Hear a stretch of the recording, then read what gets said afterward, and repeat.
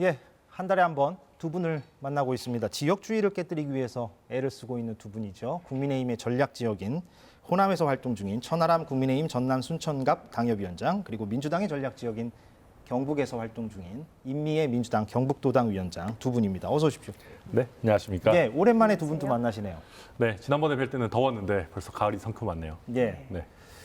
추석 연휴 때 아무래도 좀 지역 민심을 청취하실 기회가 좀 있으셨을 것 같은데 네. 좀 어떤 말을 좀 많이들 하시던가요? 저는 되게 혼란스러운 주문들을 많이 받았어요. 예, 혼란스럽다? 그러니까 시장에 이렇게 다니다 보면, 거 천하람 위원장, 거 정부 여당 좀 정치 좀 잘하라고 막 좀 가서 쓴소리도 좀 하고 그래 뭐 이렇게 하시는 분도 계시고, 옆에 계신 어머님은 아니야 천하람 위원장은 쓴소리 더 하면 잘려 뭐 그렇게 예, 공천 못 받아 막 이런 얘기 하시는 분도 애정 어린 계시고. 말이네요. 네. 그래서 근데 대체적으로는 예. 지금 우리 물가라든지 경제 여건이 굉장히 안 좋기 때문에 정부 여당이 좀 더 잘해줬으면 좋겠다. 그리고 또 호남 같은 경우는 아무래도 야권 성향이 좀 강하다 보니까 야당의 이재명 대표도 좀 만나기도 하고 좀 더 협치하는 모습 좀 보여줬으면 좋겠다. 그런 얘기들 많이 해주셨었죠. 예. 네. 이정현 전 의원과는 교통 정리가 끝났습니까?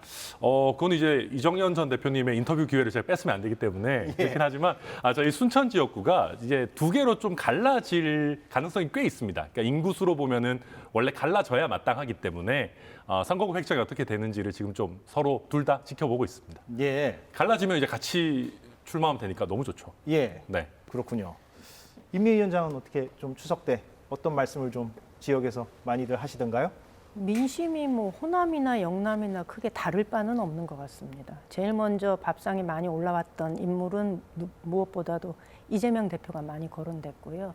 아무래도 그 기각이 되면서 정치적 부담을 좀 많이 덜은 상태. 예. 그런데 또 구치소에서 나오면서 첫 일성이 검찰에 대한 비난의 발언보다는 정치 본연의 모습을 좀 살리자라는 메시지를 주면서 사람들이 이재명에 대한 좀 기대감을 갖게 하는 그런 발언이었던 것 같고요.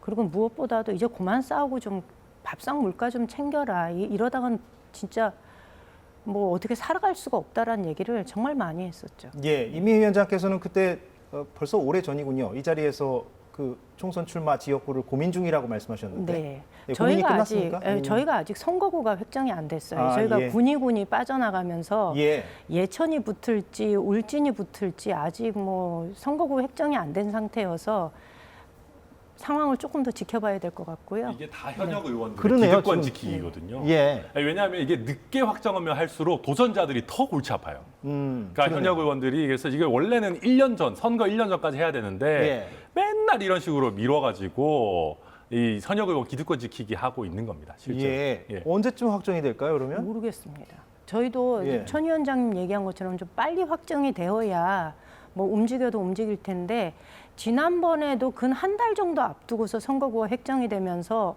봉하와 영주에서 각각 선거구가 분리되어 있을 때 후보가 경선까지 해가지고 다시 두 사람이 붙어서 한 사람이 탈락하고 이런 경우가 있었거든요. 예. 그래서 저희는 이 선거구 획정이 빨리 되어야 된다는 것. 그다음에 또 하나는 경북이 워낙 넓지 않습니까? 그리고 선거 때 민주당 후보가 관심을 가져본 적이 없어요. 그래서 권역별로 좀 주식시장이 바닥을 칠 때 대장주가 시장을 이끌어가는 것처럼 대장주를 좀 발굴해내는 게 저희 입장에서는 굉장히 중요한 문제여서 그 일도 함께 해보려고 합니다. 인물 발굴. 그렇죠. 예, 잘 됩니까? 노력하고 있습니다. 지금 대장주 나와 계신 거 아니에요? 저 혼자 갖고 되지 않아서. 네. 예, 알겠습니다. 그 선거구 획정 문제는 아무튼 좀 심각하네요. 심각하다고 말씀드릴 수도 있겠네요. 진짜 그렇습니다. 예. 유권자들의 알 권리나 선택할 권리도 다 침해하거든요. 예, 그러니까요. 예. 강서구청장 보궐선거 본투표가 내일인데 사전투표는 아시다시피 지난주 금요일과 토요일에 이미 있었습니다. 투표율 잠깐 보고 올까요? 예, 맨 왼쪽이 엊그제 있었던 강서구청장 보궐선거의 사전투표율입니다. 22.64%인데 비교적 높아요. 예, 왜냐하면 비교를 해볼까요? 작년하고 재작년인데요. 작년에 이제 6.1 지방선거가 있었고 그때 이제 강서구입니다. 저 수치는.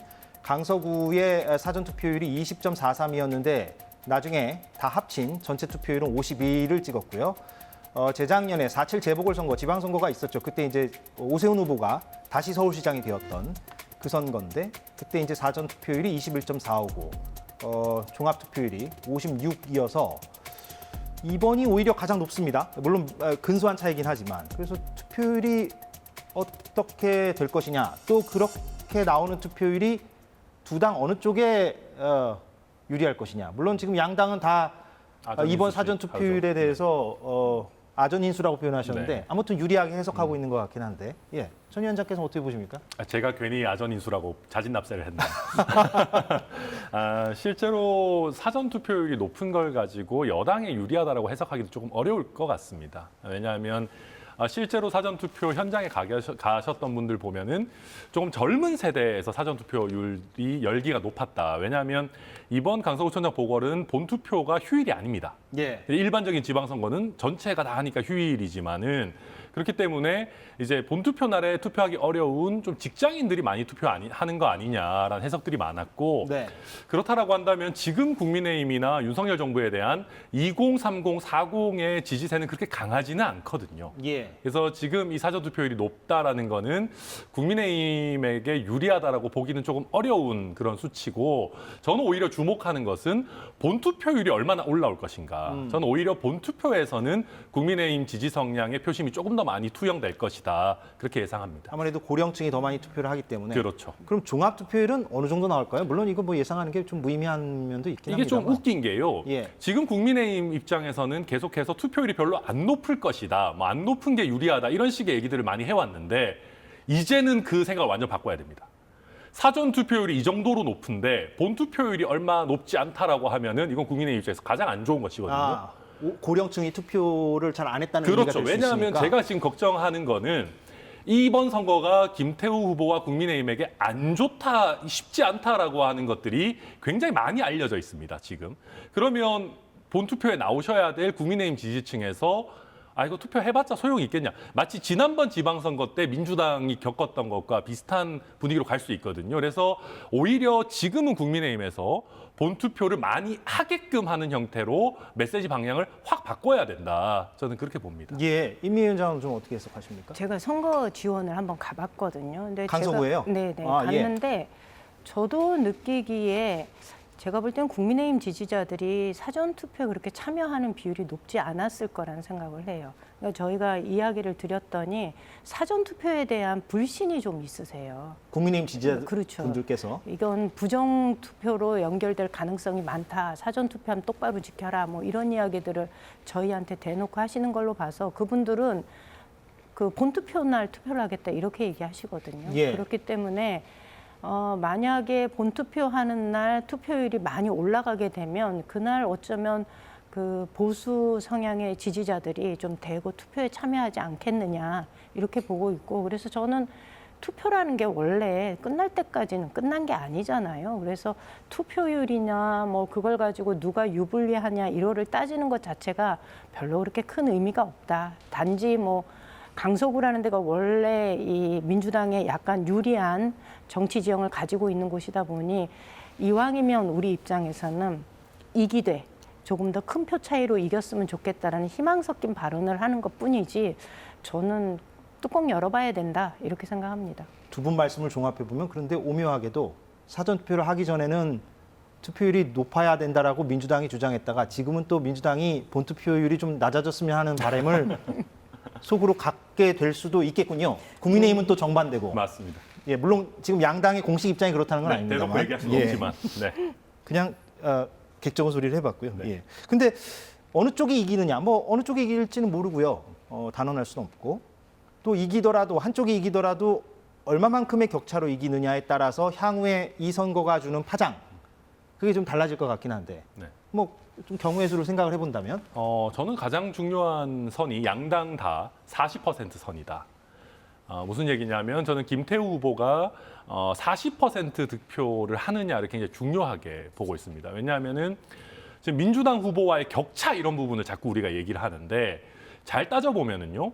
지금 정의당이나 뭐 진보당이나 녹색당이나 이런 분들이 강서에서 후보로 많이 나왔어요. 예.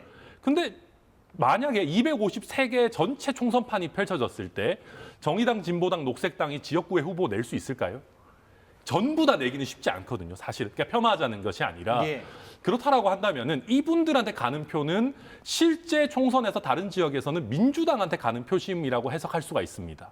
그렇게 되면 만약에 김태우 후보가 40% 안쪽이고 범야권 후보들이 60% 이상을 득표한다라고 하게 되면은 수도권 선거에서 개인기로 뒤집을 수 없을 정도의 지금 구도상의 불이익을 국민의힘 후보가 갖고 있는 거 아니냐라는 해석이 들어갈 수밖에 없어요. 예. 만약에 그리고 김태우 후보의 득표율이 35% 정도 수준이다라고 하면은 이거는 굉장히 큰 어떤 해석들을 불러올 것이고 40% 위쪽이다라고 하면 그래도 후보들이 수도권 후보들이 내가 그래도 개인기로 어떻게 한번 좀 뚫어내야지라고 할 텐데 40%에 미달한다라고 하면 당장 수도권 의원들 출마자들부터 이거 지금 이런 형태로 가서는 안 된다라고 하는 큰 변화의 어떤 목소리들이 표출이 될 겁니다. 승패도 승패지만 40이라는 거를 기준점 삼아서 좀 생각을 해볼 네, 필요가 있다는 맞습니다. 말씀이고. 근데 제 생각에는 40%를 못 넘는다 하더라도 국민의힘 지금 내부 분위기로 봤을 때 어떤 뭐 큰 변화가 있겠나. 막 그런 면에서는 큰 변화 없을 거다라는 생각을 좀 하고요. 너무 네. 악담하시는 거 아닙니까? 지고도 정신 못 차릴 거다 이런 얘기 아닙니까? 정답게 아니 그게 왜 말씀하셔서 그러냐 그렇지. 하면 네. 이 당내 뭔가 변화의 목소리를 요구하고 그리고 뭐 수도권이 참 위기이다라는 이야기가 반영이 되려면 현역 의원들이 움직여줘야 되거든요. 그런데 현역 의원들이 수도권에 없어요. 국민의힘의 경우. 굉장히 안정적인 영남 지역권에 이렇게 배치되어 있다 보니까 그들은 그렇게 위기감을 느끼지 않거든요. 그러다 보니까 뭐 실제로 40% 넘지 않는다 하더라도 국민의힘 내에서 어떤 변화의 기류를 감지하기는 쉽지 않다 이렇게 보고요. 오히려 저는 민주당한테 언론과 여당이 이상한 프레임을 만들어가는 것 같아요. 이게 뭐 압도적인 차이로 이기지 않으면 마치 민주당이 뭔가 제대로 못한 것처럼. 예. 네. 그리고 적은 표 차이로 이기게 되면 졌지만 잘 싸웠다는 분위기를 지금 스스로 만들어 나가는데 뭐 언론도 협조하고 있는 거 아닌가. 그래서 이번 선거가 굉장히 이상한 프레임으로 진행이 되고 있다는 생각이 좀 들어요. 예. 그럼 임미애 위원장 입장에서는 압도적으로 이기지 않더라도 네. 이기면은 평가해 줄 수 있다. 그럼요. 선거라는 예. 건 그래요. 이번 선거는 어쨌거나 각 진영의 지지자들이 최대 결집하는 선거이기 때문에 거기에 중도층이 얼만큼 이 투표장에 나오느냐가 중요한 거 아니겠어요? 저는 그 차이만큼 득표가 벌어질 거라고 생각을 하거든요. 그런데 지금 압도적으로 이기지 않으면 마치 민주당이 뭔가 굉장히 큰 잘못을 한 것처럼 그래서 이재명 대표의 리더십에 문제가 있는 것처럼 예. 언론이 만들어 나가는 분위기는 굉장히 잘못된 잘못된 거다. 프레임이다. 네. 에 동의하십니까? 아니 뭐 그렇게까지 프레임은 아닌 것 같고요. 이재명 대표도 분위기 좋다는 거 알고 계신 것 같아요. 그러니까 오는 거죠. 사실. 어제 방문했죠. 원래면 사실 이재명 대표가 온다라는 거는 어떤 근데 김기현 의미에서는 대표도 가긴 갔지 않습니까? 맨날 오시잖아요. 김기현 예. 대표는 맨날 오시는데 이재명 대표가 퇴원해서 바로 강서구에 온다라는 거는 되게 큰 메시지거든요. 그리고 이게 지금 아슬아슬한 판이라고 하면은 못 갑니다. 왜냐하면은 보수층 지지자들을 결집시킬 수 있기 때문에 예. 반 이재명 정서를 확 오르게 할 수 있고 아직 본투표가 남아 있는 상황이기 때문에 예. 안 올 수 있는데 지금 이재명 대표 입장에서도 어느 정도 이기는 판이다라고 생각하니까 좀 막판에 숟가락 얹으시려고 하는 거 아닌가 그렇게 보이고 결국 국민의힘 입장에서는 좀 더 분발해야 되는 그런 상황이다. 근데 그렇게 저는 해석합니다. 그거를 절박함으로 이해를 해야지. 그 숟가락 얹기다 뭐 이렇게 얘기하시면 득표 요인이 아니신 것 같아요. 제가 봤을 때. 저는 그 긴 시간 동안의 단식 그리고 이 검찰과의 관계에서 일정한 게 한번 마무리가 되면서 본인이 느끼는 이 정치판에 대한 심정은 좀 다른 것 같습니다. 그래서 어쩌면 제 입장에서는 병원에서 퇴원을 하고 들리는 거는 당연한 그 행보인 거지. 알겠습니다. 그게 뭐 유리한 선거판에 숟가락 얹기 이렇게 얘기하면 진정성이 너무나 왜곡되는 듯해서. 그 결과야 내일 이제 저녁에 나올 테니까 저희뿐만 네. 아니라 모든 시사 프로그램들이 아마 그것을 가지고 다양한 패널들과 함께 다채로운 분석을 할 거라고 봅니다. 예. 결과 보고 나서 또 얘기를 이어가도록 하고요. 그런데 어제 이재명 대표가 그 지원 유세에서 이런 얘기를 했어요. 이 부분이 주목을 받았는데 보고 오겠습니다. 우리 안에 작은 차이를 넘어서서 부족하고 억울한 게 있더라도 잠시 제쳐두고 저 거대한 장벽을 우리 함께 손잡고 넘어갑시다, 여러분. 왜 저 발언이 주목을 받았는지에 대해서는 굳이 부연이 필요하지 않을 것 같긴 합니다만 아무튼 네. 그 친명 비명 간의 어떤 갈등이 있는 상황에서 그걸 염두에 둔 발언이 아니냐 이런 해석이 나오고 있는데 동의하십니까? 동의합니다. 네, 저 발언은 작은 차이를 넘어서서 함께 힘을 모아 이 거대한 장벽을 넘자라는 거는 체포동의안 가결두고 분노한 당원과 지지자들을 달래기 위한 그런 메시지이기 때문에 저 발언이 그러니까 작은 차이를 넘어서자라는 발언을 2번이나 하셨거든요. 그래서 예. 이건 분명한 의미를 담은 메시지다 이렇게 봅니다. 그런데 의미를 담았긴 했으나 네. 그럼 향후에 이재명 대표가 어떤 행보를 보일 것이냐 그 통합과 관련해서 네. 왜냐하면 제가 이 질문을 드리는 이유는 가령 그 홍익표 원내대표는 이런 발언을 인터뷰에서 한 바가 있는데요. 볼까요? 예, 그저께입니다. 우리 당은 시스템에 의해서 공천을 하긴 하는데 당에 도움이 안 되는 사람 공천 줄 수는 없을 것이다. 이렇게 또 발언을 한 게 있어서 근데 저거는 굉장히 원칙적인 발언인 거죠. 물론 저게 당에, 원론적으로 네. 맞는 말이긴 합니다만 만약에 저 발언을 국민의힘 원내대표가 했다 그러면 이준석 전 대표나 천하람 위원장 입장에서는 또 달리 해석할 수가 있는 그런 맥락 아닙니까? 근데 저거는 저는 제가 그렇게- 천하람 위원장 언급해서 죄송합니다. 왜 저까지 넣으셨어요? 근데 저거는 되게 원론적인 발언이라고 보고요. 저희 당 시스템의 경우는 사실 인위적으로 공천에 개입하기가 굉장히 어려운 상황입니다. 그래서 좀 원내대표가 원론적인 수준에서 발언한 거다. 그 이상도 그 이하도 아니다. 이렇게 보고 있습니다. 아니, 일각에서는 이재명 네. 대표는 그 친명과 비명의 어떤 통합 부분과 관련해서 이른바 로우키로 어떤 절제된 형태로 향후 행보를 보여주긴 하겠으나 그러나 다른 친명들이 꼭 그렇게 보여주지는 않을 것이다. 다른 행보를 가져갈 것이다. 그러니까 강경한 어떤 비명에 대해서 강경한 행보를 보일 것이다라는 분석도 있기 때문에 제가 드렸던 저는 질문인데 이게 투트랙으로 갈 수밖에 없다고 생각합니다. 어떤 투투? 예. 그 여전히 분노한 당원들은 있거든요. 예. 지지자들도 지금 현역 의원들에 대해서 소위 말하는 가결파에 대해서 가지는 분노하는 마음이 있어요. 근데 이것을 지도부가 완전히 무시하고 갈 수는 없거든요. 그들의 마음을 좀 이렇게 어루만지고 위로하고 그것을 안아가지고 가는 방법도 필요한 거고요. 그렇지만 이재명 대표가 그 체포동의안 부결되면서 가결되고 그다음에 구속적부심에서 이게 부결이 되면서 사람들이 이재명에 대해서 요구하는 정치는 다른 정치예요. 이제는 좀 통 큰 정치, 화합의 정치를 해달라는 요구를 많이 하거든요. 그리고 저는 대표가 그런 행보를 걸을 때 지도부에서 일부가 그런 이제 좀 반대되는 목소리를 낸다 하더라도 큰 틀에서는 그 대표의 메시지를 거스를 수 없을 것이다 이렇게 봅니다. 저는 금태섭 엔딩을 예고한 거라고 봅니다. 그게 무슨 의미입니까? 예전에 이제 그 금태섭 의원이 그 이제 조국 전 장관 관련해서 목소리 또 내고 검수완박 관련해서 뭐 그런 얘기 했을 때 민주당에서 형식적으로 경선할 수 있는 기회는 줬습니다. 강서구였죠? 강서였죠. 예. 요즘 핫한 강서인데. 근데 사실은 그때도 열성 당원들 표심을 쫙 끌고 가가지고 금태섭 의원 경선에서 떨어뜨렸어요. 예. 저는 이재명 대표 입장에서도 하책은 컷오프 시키는 걸 겁니다. 뭐 조응천, 이상민 뭐 있잖아요. 쭉 하는 분들, 소위 수박이라고 일컬어지는 분들을 컷오프를 시키는 거는 하책이 될 것이고 아마 상책으로 간다면 이재명 대표는 통합, 화합, 우리 함께 손을 잡고 뭐 벽을 넘시다 이런 멋있는 얘기하고 정청래 의원이나 아니면 뭐 이런 홍익표 원내대표나 이런 분들이 나와서 공천은 뭐 시스템으로 하지만 어떻게 저런 자들에게 우리 당에 공천장을 줄 수 있습니까?라고 하면서 당원들을 설득해가지고 떨어뜨리는 형태로 갈 게 저는 불 보듯이 뻔하다. 그래서 금태섭 시나리오다. 네, 저는 금태섭 엔딩이 거의 이제 예견돼 있다. 저는 그렇게 전망합니다.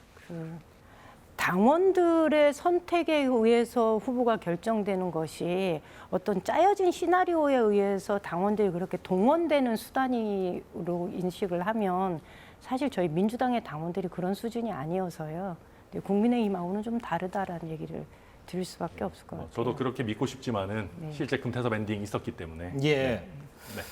알겠습니다. 예, 두 분의 어떤 시각 차이도 좀 느낄 수가 있었고, 예, 그 정청래 최고위원이 오늘 인터뷰에서 이런 표현을 했더라고요. 그 가결표를 던진 의원 모두를 색출하는 거는 불가능하고 바람직하지도 않다. 네. 그 의원 개개인이 소신 투표하는 것이니까. 그렇죠.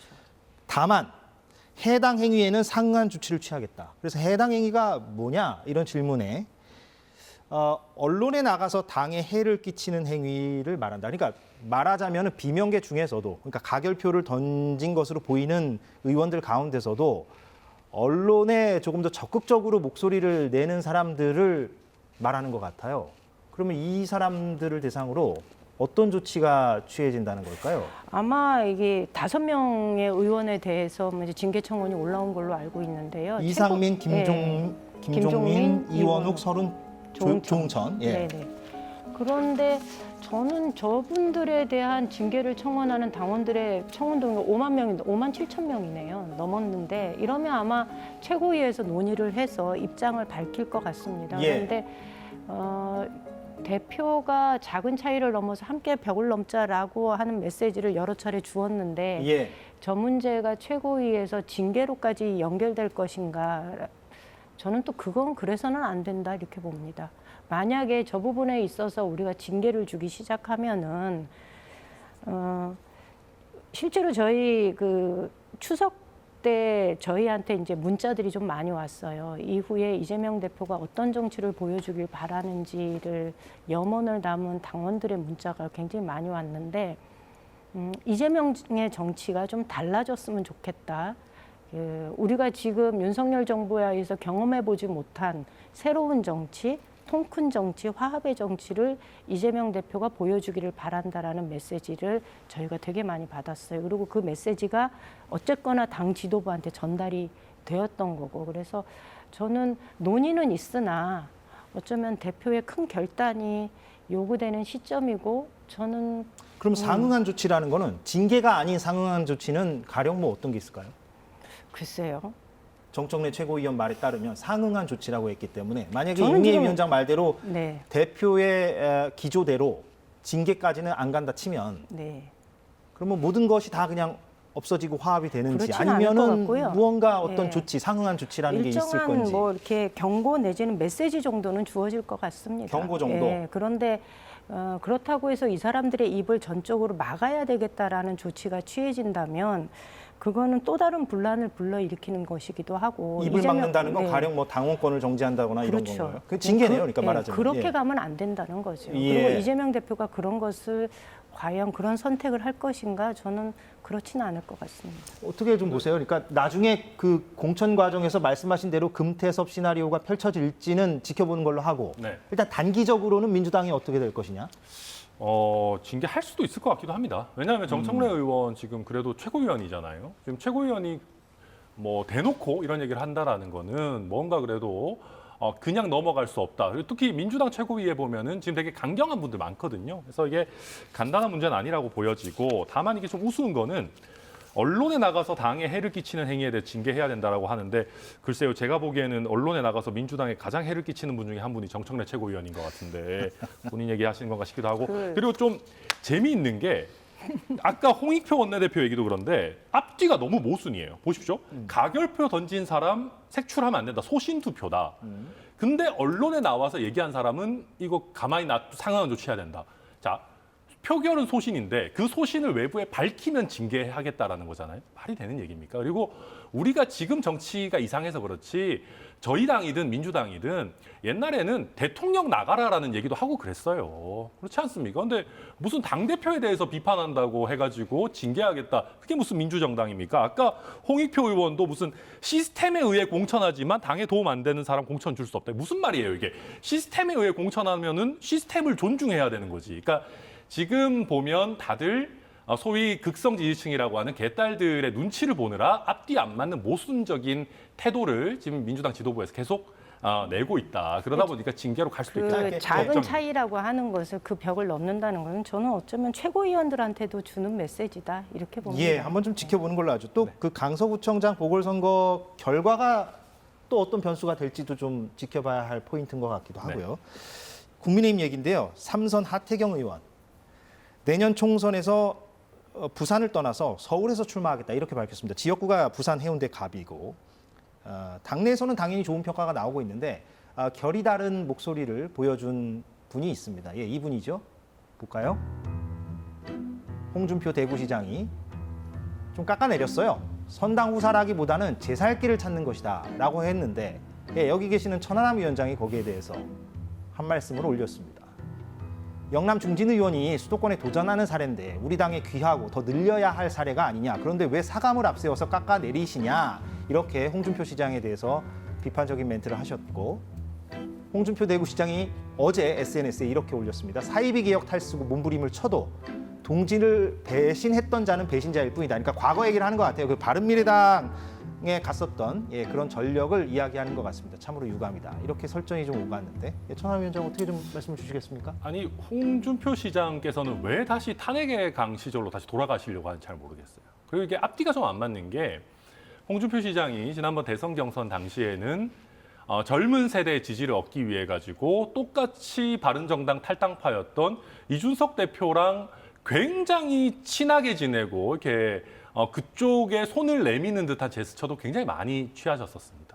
그러면 그때 당시에 이준석 대표는 배신자였던 겁니까? 아닌 겁니까? 그러면 이준석은 배신자가 아니고 본인과 사감이 있는 관계에 하태경 의원만 배신자라는 겁니까? 아니면 그때 당시에 저는 바른정당 당적을 한 번도 가진 적이 없는데 제가 그때 정치를 안 했기 때문에 저는 그런 배신자라는 겁니까? 아니라는 겁니까? 본인이 듣기 싫은 소리 하면 배신자인 겁니까? 말이 안 되는 얘기거든요. 제가 아까 민주당에 있는 최고위의 모순을 지적했듯이 홍준표 시장님은 약간 그때그때 본인 상황에 맞춰가지고 좀 모순되는 행태들을 보이고 계신 거 아닌가 뭐 그렇게 보여집니다. 질문 하나씩만 드려볼게요. 예, 시간이 거의 다 돼서 짧게만 답변 주시면 좋을 것 같은데 천하람 위원장께는 논평은 하셨으니까 네. 그러면 홍준표 시장이 얘기하는 어떤 현상은 있다고 보십니까? 그러니까 선당후사라는 얘기가 어떤 맥락에서 나온 얘기냐면 네. 대통령실 사람들이 지금 영남 지역에 출마한다는 얘기가 지금 많이 돌고 있잖아요. 네. 그래서 먼저 선제적인 조치를 취하는 차원에서 하태경 의원이 서울로 온다라고 밝힌 것이다라는 맥락으로 읽혀요. 네. 그러면 홍준표 시장이 얘기하고 있는 그런 현상은 보인다. 저는 일부 있다고 보는데 그렇다 하더라도 그 지역에서 무소속 출마하겠다라고 버티는 것보다는 훨씬 나은 선택이다라고 생각합니다. 일부 그런 현상이 있다 할지라도 네. 예. 임미애 위원장께는 그 민주당 얘기를 좀 물어볼 수밖에 없겠는데 네. 예. 86세대 이른바 586 네. 의원들이 저도 586이었어요. 아 예. 네, 의원은 아니시니까. 네. 예, 우상호 의원은 뭐 총선 불출마 선언을 네. 했고 또 홍익표 원내대표는 서초구인가요? 네. 예, 옮겼죠. 그래서 네. 이제 높은 평가를 받고 있는데 아무튼 그 86세대들이 좀 자리를 좀 내줘야 되는 거 아니냐 이런 문제가 계속 나오고 있는데 여기에 대해서 좀 예. 어떻게 생각하십니까? 동의하고요. 그런데 저는 세대여서 586 세대여서 내려놔야 된다는 게 아니고 저는 586뿐만이 아니라 문재인 정부 때 내각에 참여했던 분들, 그다음에 청와대에 그 국정을 담당했던 분들, 저는 수도권에 출마하겠다는 의사를 비치신 분들이 굉장히 많으세요. 근데 예. 저는 그분들 수도권에 가서는 안 된다. 오히려 그들이 가지고 있는 국정 경험이나 연륜들이 소위 험지라고 말하는 대구 경북 지역에 내려와서 주민들의 심판을 한번 받아보는 것이 필요하다. 그래서 뭐 추미애 전 법무부 장관이나 이런 분들 맨날 대구의 딸 이런 얘기 하세요. 대구 오셔야지요. 김수현 전 정책실장 내려오셔야지요. 아, 김수현 전 실장 고향이 어디죠? 구미입니다. 아, 예. 네. 그래서 저는 문재인 정부 때 내각에 참여했던 분들뿐만 아니라 청와대에 계셨던 분들까지도 대거 자신들의 정책이 실제로 그 지역 주민들한테 심판을 한번 받아야 된다. 그런 생각합니다. 알겠습니다. 예. 여기서 좀 마무리를 하죠. 또 그 강서구청장 보궐선거 결과가 나온 뒤에 또 한번 모셔서 얘기를 나눠보면 좋을 것 같습니다. 예, 두 분과 함께했습니다. 천하람 임미애 위원장이었습니다. 고맙습니다. 감사합니다.